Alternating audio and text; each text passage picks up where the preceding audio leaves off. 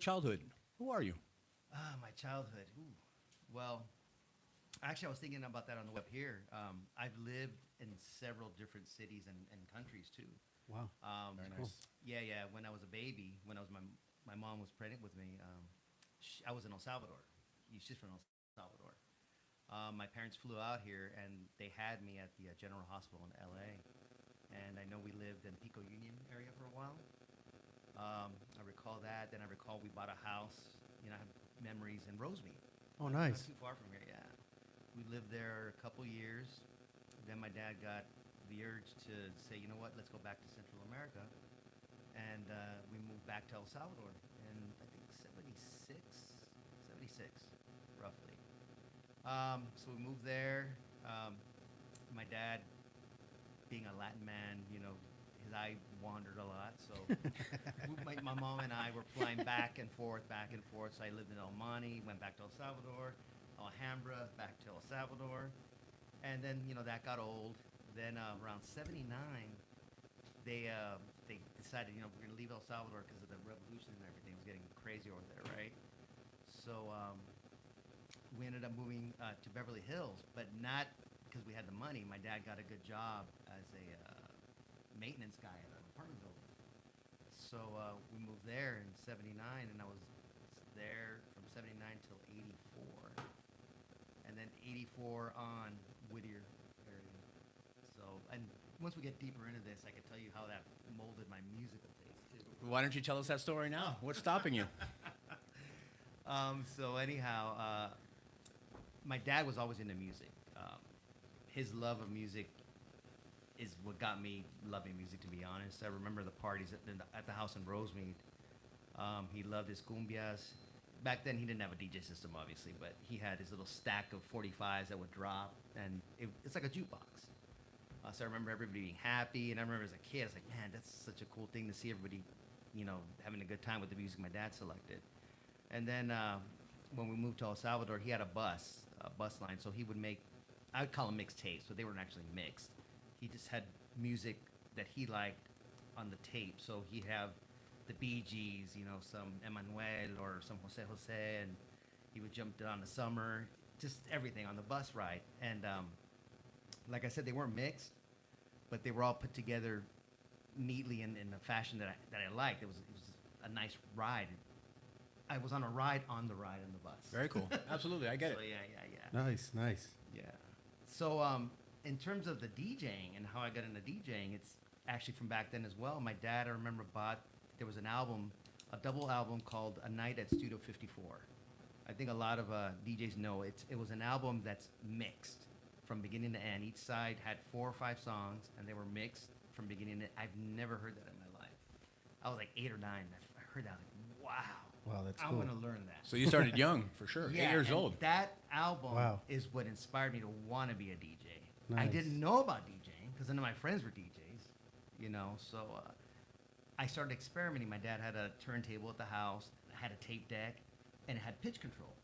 So around 9, 10, I was doing pitch matching with the cassettes. Wow. Turntable, yeah. But Cassettes. just just at the house. It was nothing pro or anything. So Hey, but that still takes skill, you know? Absolutely. It's not yeah, easy. What's crazy though, is I'd spend hours to try to perfect it. I remember, Nice. and I loved it. You know, yeah. But that's how I started. Who's your favorite DJ? Or I should say, who like brought you to the forefront? Like, hey, that guy, I want to be like him, or you know, I like his style. You know, Who I'm was that? trying to think. I've been asked that in the past, and I don't want to sound like a. Not that I don't have favorites. That's I fine. just tried to make my own sound. Correct. But Nice. I could tell you, I did get inspiration from certain people. One being, his name is Roy Thode. He's the DJ for that album, A Night at Studio 54. I researched it, and I loved the way he mixed. You know, I was like, man, I want to mix like that. But then I heard other DJs. I'm drawing a blank on names, but It's okay, man. one of my favorite, to this day, one of my favorite DJs is Frankie Medina. Oh yeah, Yeah, Frankie. Fusion. I've reached out to him too, for Yeah, sure. that guy is just flawless. Yeah. You know, when he mixes. Absolutely. and, Frankie's good. Medina, if you're watching, shout out. You're next. You're on the list. He's a really, really good DJ. Yeah, he is. He's giving me some white labels of his, and absolutely jams for sure. Nice, nice. Yeah, no, there's several. I mean, all my DJ partners out there, they're great. They all have their special way of mixing, right? So, oh, the other one that kind of not blew my mind, but I was very impressed was Dimitri from Paris. Oh, Yeah, when I heard his that Playboy at Night at the Playboy Mansion mix, I was like, this guy is good. This guy and his music selection. For me, it's not the mixing, it's the music selection. Because sometimes DJs they don't blend them well because sometimes they're hard to blend. Yeah. You get some '70s tracks that they're hard to mix, but the song selection is like, my goodness. yeah. That's what I look for more than anything.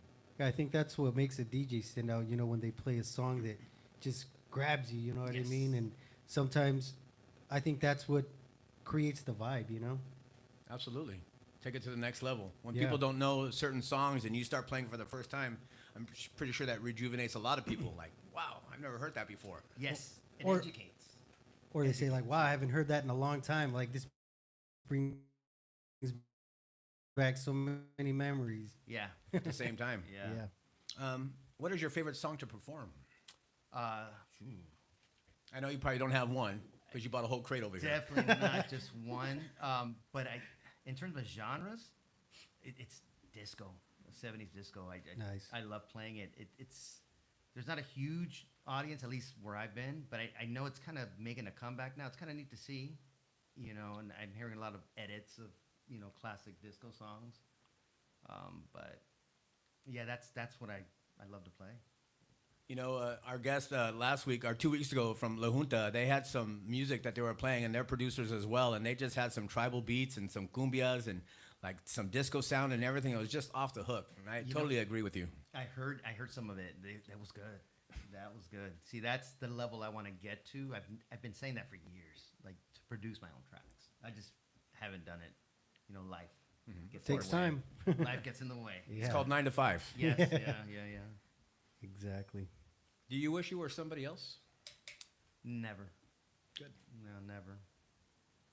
Yeah. Okay. That's a good one. That's a deep question. But yeah, no, I've never wished I was somebody else. Right on. Yeah. Bandit, do you want to ask a question? Yeah. What does a typical day for you include? Like, do you have any daily routines or, special things you like to do throughout the day? Or You know what? Ever since the pandemic, things have changed for me drastically. I used to go to the office every day. I used to work in El Segundo by the airport. Commute on the train. I had a motorcycle. I'd ride the motorcycle, or I'd take my car. But once the pandemic hit, I was working from home. And guess what? I'm still working from home. Wow. 3 years later. And I'm still trying to adapt. Right now, I'm missing being in an office. Wow. To be honest. Same here, right? Yeah, I miss being around people. Ditto. I work from home as well. I get it. It's tough. Yeah, I'm Looking at the same wall, especially right? if you're used to a routine, your regular routine of going to work and stuff like that. Yeah, I actually miss traffic. Believe it or not, I miss it. No. I miss honking at you. No, the thing I loved was the motorcycle. I would just split lanes. Oh, yeah.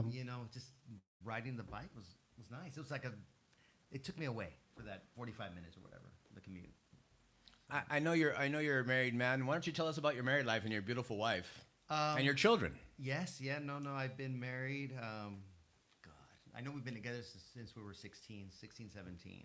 Wow. So we've been together a long time. Yeah, we got married. Gosh, she's gonna kill me. I hope you're not watching. Yeah, we got married after my first child because that's why I figured, I'm gonna have a kid. Let's get married. Yes. I mean, I love her. I loved her. So we got married. I believe it was in 94, 95 time frame. But we were together since high school. Since 87. Yeah. 30 years. Yeah. More than that. Yeah. I have 3 daughters. I have a grandson. So. Grandpa. Yeah. Grandpa Joaquin right here. A growing family. Ricardo. If you could go back in time and give yourself some advice, what would you give yourself, or what would you let yourself know about?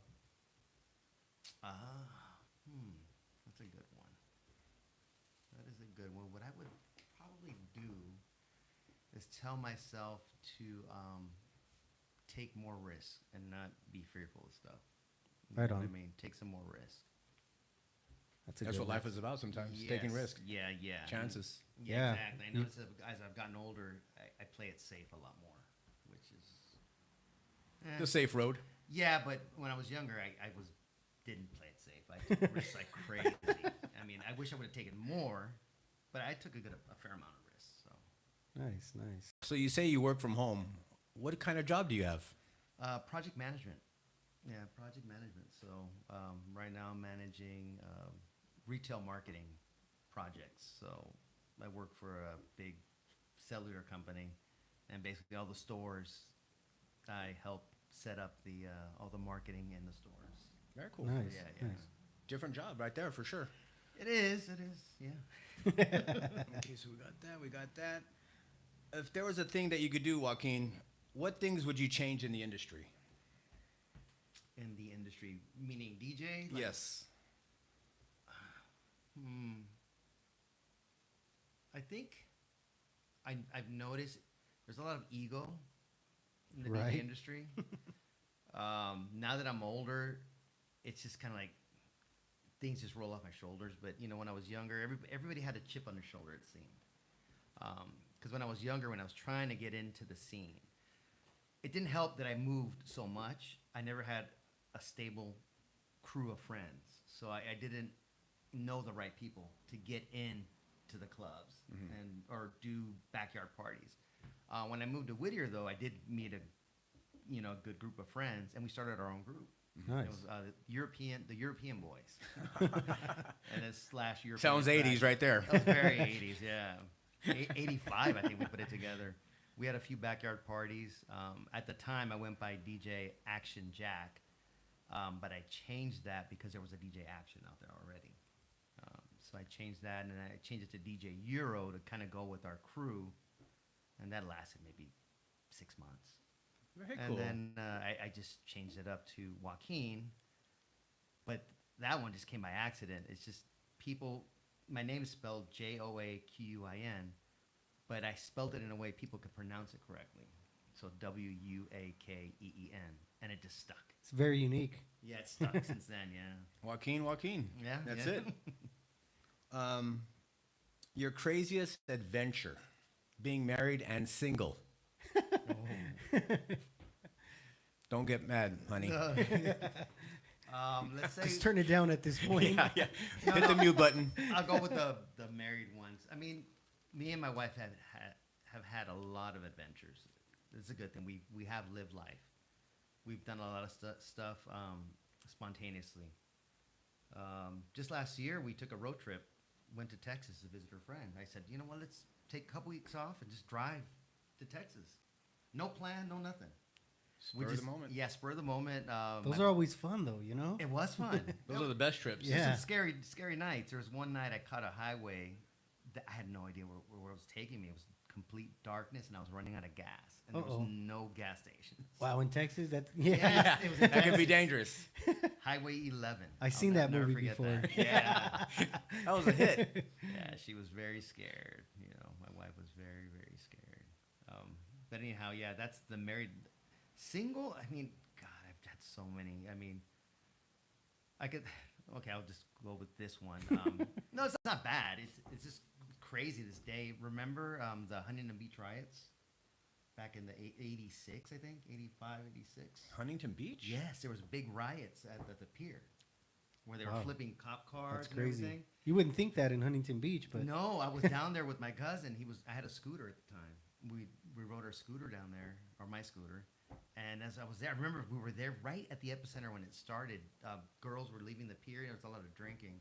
And the guys were being jerks, and they were trying to pull the girls' tops off. oh wow, And it got like what is it called? A mob mentality, where they started literally grabbing on girls like crazy. Like, Wow. man, we got to go. And then the next thing I see, they're flipping cop cars on the beach. Mm-hmm. Yeah, look it Wow. up. Yeah, that was a big thing.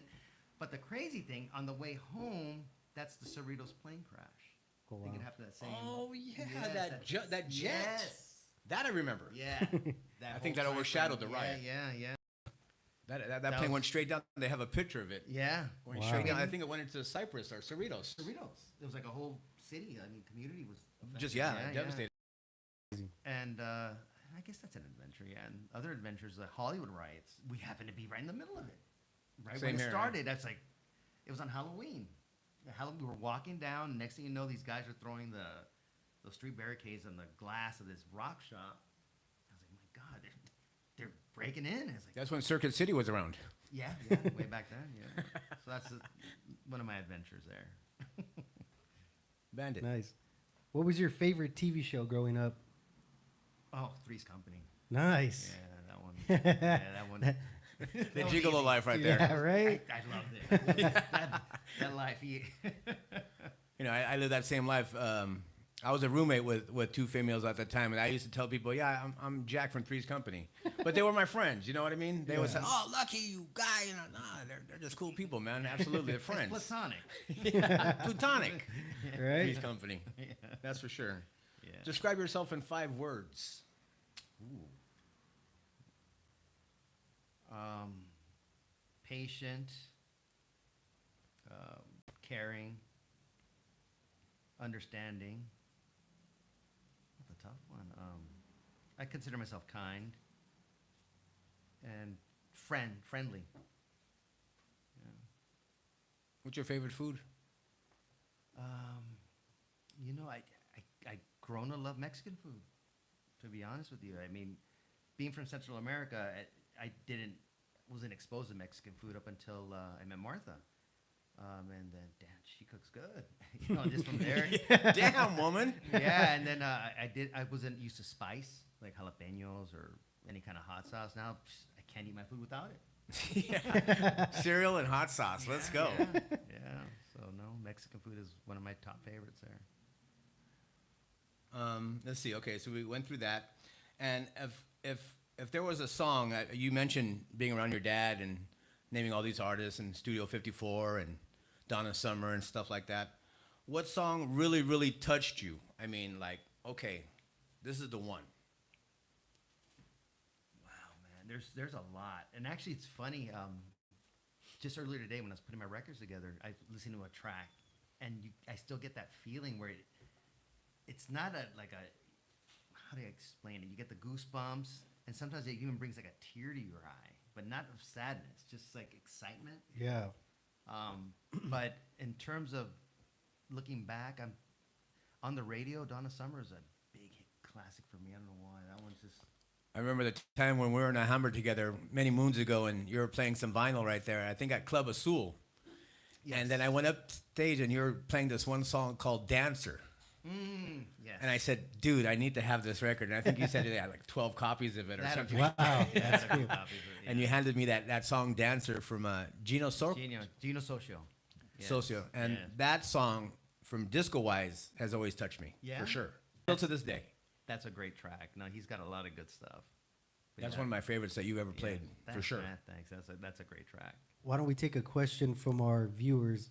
What was your first record you had, Bren Lamore? What was your first record you had? Thank you for the questions, people. Keep them coming. I'm trying to think. As a DJ, like my first 12-inch, I think it was. It's funny. It was Egypt, I believe, by Egyptian Lover that I bought. Wow, on my that's own. cool. That I bought on my. I still have it. Nice. I think that's one of the first 12 inches I bought. I could be wrong, but You know, JDC Record Store is right down the street from my house in San Pedro, the very famous record label for a lot of disco tracks. And he's like best friends with them. And he still performs there for free every Christmas, right after Christmas, just before New Year's. He'll take over the store and he'll do a live event playing Oh, that's- vinyl with that's the Uncle cool. Jam's Army there. Wow. that's cool. No, he's a badass. Oh, for sure. Yeah. He brings out his keyboards and he'll be mixing vinyl and just gets down. No, he does.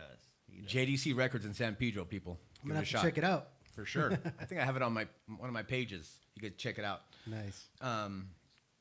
What message do you want to tell your fans? Yeah, Because I know you have a lot of them. it's funny because I don't fans is like a word for me. It's just, they're more friends for me. I consider them friends as opposed to fans. Just fans sounds weird to me. You know what I mean? I love when I go out and people come up to me and they tell me, oh my God, it blows me away. It's like your mix, man. It just takes me away. They name the number like your number 14. It's just like from beginning to end, it just took me on a journey. It's like, oh, it's so nice to hear. Gives you a good feeling, right? Yeah, like yeah. you feel like you may have helped someone, like with just playing that song. Oh yeah, yeah. Especially during the pandemic. My goodness, I was getting people left and right just messaging me saying how the music just helped us escape because that was a very traumatic time for a lot of us. Yeah, it was. Being locked up, nowhere to go. Yeah, and yeah. Only thing we had was streaming. So Yeah, yeah. And that's when I first started streaming was with the pandemic. Prior to that, I didn't do any streaming. nice. I remember you inviting me over to your house when we did Yes. a video. Yes. That was, and you got a lot Five of of us. yeah, and you had a lot of hits that night. Yeah, That was a yeah, great yeah. night for Yeah, sure. Yeah. Sweet. What's your favorite movie? Oh, you know what? I've got a few, but one that I always watch when it's on, it's a Road Warrior, Mad Max 2. Wow, that's a good. Yeah, it's one of my favorites. I don't know why I like it. I just like it. That whole Those are whole- apocalyptic. Classic. Yeah. They don't make movies like that anymore. No, no. they don't. That's for sure. And a close second is Scarface. Oh, my I just goodness. love watching from beginning to end too. Nice. You've seen it like 55 times already, right? Probably more. Over 100. Oh, that's on today. I'm gonna watch it. Yeah, yeah. I Right? just leave it on. Yeah. That's like one of those movies you've seen it so much, you're still gonna watch it. Yeah. Yeah. You just leave it on. Yeah. Bandit. What advice can you give to the younger generation that inspired to be a DJ or have someone in your Isaac, listen up. position? Don't be afraid to play what you like. Play what you like. Don't try to play music to please others. That's my advice to the younger generation. Make a name for yourself. Don't try to sound like somebody else. Just make your own unique sound. You know what I mean? Yeah, I see it a lot now. No one's kind of original. Everybody's kind of taking ideas and I think it's all about being original, and putting your heart into it. That kind of sets the tone for certain people. But Yeah, and that could be with simply just a track selections. You know what I mean? With certain songs, the mixing skills, from my point of view, aren't as important as your track selections. That's how I Yeah. see it. Yeah. we have one more question from Kenner G. What is your favorite genre of music to listen to at home? It's pretty much disco. Yeah, it's sad. My wife, It's can't- not sad. she just gets so sick of it because it all sounds the same to her. It's like, how can it sound the same? They're all different, Right? But yeah, I like a lot, but that's like on the top. I like lots of music. Like on the way here, I was listening to Spanish music. There's nothing wrong with that. Yeah, yeah. It's just I like hearing different type of stuff. 'Cause Were your parents proud of you when you became a DJ, or were they ever involved? Like, or are they just like, oh, mijo? They weren't involved actually. They weren't. My mom did help me. She helped me buy my first full setup. I bought the Two Techniques, a Newmark 1750 Oh, those were the best. mixer, yeah, and American what is it? American Audio amp. It was like a bread box. It was all built into one. It's this heavy ass coffin I had, and my mom helped me finance that. I sold it. I regret selling that system. God, and I sold it maybe about 10 years ago. I was like, I should have just kept it. And I bought it from SML in Montebello in like '84. You don't do no private events or nothing like that, do you? Actually, Just- I do. Oh, you do? I just did a party. I don't want to say I'm selective. I just pick and choose. You know what I mean? And As you should. As you should. Yeah, yeah. I mean, Sure. if I needed the money, I'd do anything. But I don't want to feel like a jukebox. You get what I'm saying? Yeah. It's perfectly fine for some DJs. I mean, I get it. It's making money. You play music. It's easy money. But sometimes there's that artistic value, I guess. You know what I mean? And this last event I did was a Studio 54 party. The person was turning 54, and they rented this That's location in LA. They set it up like Studio 54. It was nice. And of course, it was all disco all night. So it was perfect. I know you play a lot with John Torres, and you have your own, like per se, little, like a bunch of DJs that you also DJ with called the LA Music Vault. Yes. Nice. Yeah, Silver in the Tell Mix. us about that. Yeah, it's Silver in the Mix and Frank Sequel. Actually, we met during the pandemic as well. I saw there were DJs that DJed with vinyl. I'm not a vinyl elitist at all, but it's just for me. I find it easier. I have a controller. I've got the laptop. But when I saw these guys DJing with vinyl, I saw his room where he was streaming from. He has a wall full of vinyl. Like, I gotta check this out. So I messaged him. He told me, "Yeah, come over. Check out check out my setup." And I went down there. We said, "Hey, let's do a stream." So we did a stream together. And he said, "Yeah, we should start a thing. Us three. Call it." We came up with the name LA Music Vault. Just the reason we came up with that name is just because we pull out the classics. You know what I mean? We were playing the lesser played stuff. So it's like I'm digging into a vault. So that's where that came from. In terms of John Torres, George Flashback, that's my Back to Disco friends. I've done a few events with them, and those are awesome. It's all disco, all vinyl, all night. Packed house for sure. Yes, I've been there. packed houses, yes. So those are, things I look back on, and I really had a really good time. Yeah, Back to Disco is up there as well. Yeah. We have one more question. God, I can't see where to go. Did you play at Circus Disco? I played at Circus for a Back to Disco party. It was at Circus, so I got to play there twice. Okay. The second time was with Robbie Leslie, who was an original DJ from Studio 54. Wow. Yeah, so that was awesome. I mean, at the time, I didn't appreciate it. Now looking back, it's like, man, I played with a legend, Nice. But yeah, I played twice at Circus. I went a lot in the 90s, but I never got to DJ there.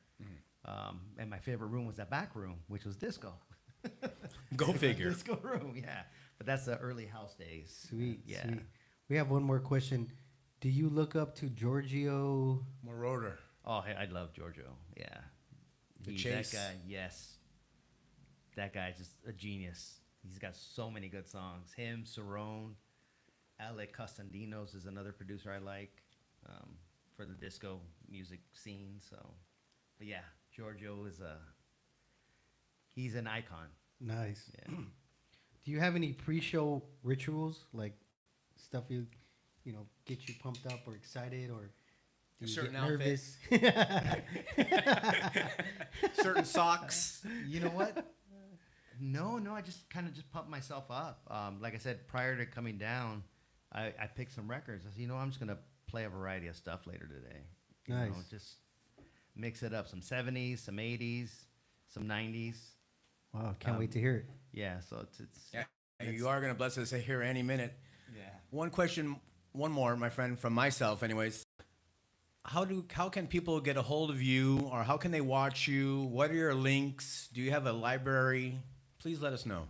Yeah, I started a YouTube maybe 14 years ago, where I started uploading my mixes. Nice. There wasn't a big high energy selection, so I have a mix series they called it Disco, volumes 1 through 23. Why I stopped at 23, I have no idea. I've been wanting to record more. I just haven't made the time. So But, most of your library is on YouTube then? Oh, yeah. I've got, I think, easily over 40 or 50 stuff. But I'm also on Mixcloud Nice. and on SoundCloud. On SoundCloud, I think I've only got a couple. Mixcloud pretty much has everything. YouTube's got everything, but the issue with YouTube, they've muted a lot of my stuff. Yeah, I noticed. Yeah. I mean, it's like that on a lot of platforms, and that really takes away from the work that we put in. So, I wish there was an outlet out there that would just let us play without being copyrighted or blocked. Yeah. I mean, we're helping the artist. That's the way I see it, Absolutely. you know what I Yeah. mean? I don't. We're bringing them to the forefront. They're not paying us. Exposing more artists. That's what it's basically all about. And it's a shame. That they block. There's some killer songs out there. Sometimes. Got some feedback. There you go. No, there was one mix that, man, I couldn't believe they pulled it down. It was gonna hit 1 million views, Wow. and it got pulled down. Oh, $9.99. It's- Close it, guys. It's yeah. It's like, goodness gracious. That would have been a trending mix. You know what I mean? Like No, it was Jeez. volume 3. Wow. It was a 70s disco one. But it's on Mixcloud, so if you want to hear it, it's volume 3. Yeah, So I'm definitely- give the audience your Oh, link and how to get to you. So yeah, so I'm on Mixcloud and SoundCloud as Joaquin, Wuakeen. On YouTube as DJ Joaquin, again Wuakeen. So I've got I'm on Facebook and Instagram. I don't have that many people following me on that, but I don't really post a lot. I just post my events. And speaking of events, I am going to be playing tomorrow at Caddy's in Alhambra. Oh, nice. Please. Yeah. Inform the people. Yeah, tomorrow it starts. I think it's $10 before 9:30. Caddy's in Alhambra, and I go on. I think I'm closing. I'm closing tomorrow night. Who are you playing with tomorrow? Polly Wizard, George Wild, Oscar Salinas, DJ Oscar. He was from Mr. J's. That's where I met him. Right on. Awesome DJ. Who else am I forgetting here? I think Tony Electra, I think, is on there as well. And RC, DJ RC, ARCE, I believe. I hope I didn't miss Nice. anybody. So again, Joaquin is Wuakeen. If you want to check on his links, as he mentioned here on YouTube, SoundCloud, you can check him on Facebook, also on Instagram. So now we thank you so much for being here behind the headphones on this interview. Now we ask that you grace us with your beautiful mixes as well. You ready to do that? Yeah, I'm ready. Let's go. All right.